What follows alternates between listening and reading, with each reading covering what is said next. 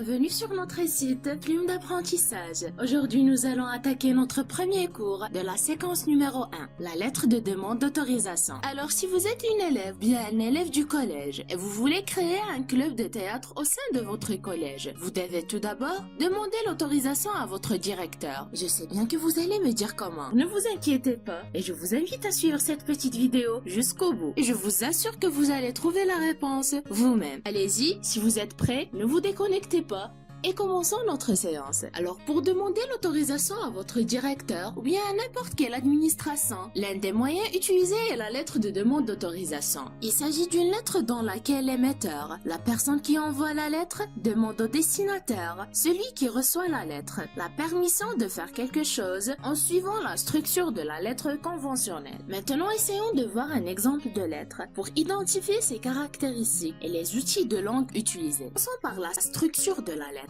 En haut à droite, vous trouverez le lieu et la date. Par exemple, Tétouan, le 1 janvier 2020. À gauche, vous trouverez les coordonnées de l'émetteur, ou bien les informations de celui qui envoie la lettre. Son nom et son prénom, par exemple, Daya Iba, sa fonction, élève du 3e année 3, son adresse, Moulay Tahar Ben Abdelkrim, et son email iba@gmail.com. À droite, vous trouverez les coordonnées du destinataire ou bien les informations de celui qui reçoit la lettre. À monsieur le directeur du collège, Moulay Tahar Ben Abdelkrim, direction provinciale Tétouan. Et par la suite, on annonce l'objet. Il s'agit d'une demande d'autorisation de créer un club de théâtre au sein du collège. Maintenant, on est arrivé au corps du texte, qui s'annonce à l'aide d'une formule d'appel. Par exemple, monsieur le directeur. Et après ces considérations informatives, il est temps de passer au texte de la lettre. La formule d'appel précise l'identité du destinataire de la lettre. Et maintenant, on est arrivé au contenu où on développe l'idée en s'exprimant avec respect et politesse. Par exemple, on peut dire « Par la présente, je sollicite votre autorisation de créer un club de théâtre